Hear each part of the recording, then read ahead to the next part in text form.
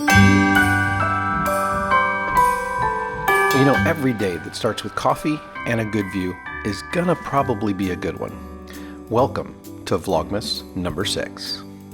After getting a little work done, Giovanni and I decided to take advantage of our surroundings and go for a hike on the Chuckwalla Trail near the Rancho Mirage City Hall. And if you're in the area and you're looking for a good hike, I think this is a pretty good one. The trail itself is about 1.5 miles. You walk another half mile along the road to get back to your car, but it has one of those qualities that a lot of us are looking for, in that it takes you around a loop so that you start at your car, you end at your car without having to double back on the trail.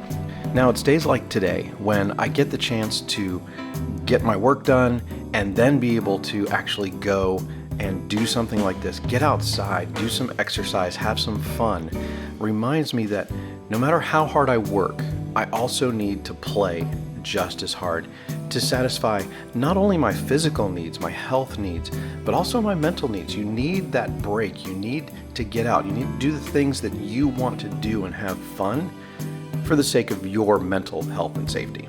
So remember that, and I will see you in the next video. Don't forget to learn always, work hard, and above all else, live life well.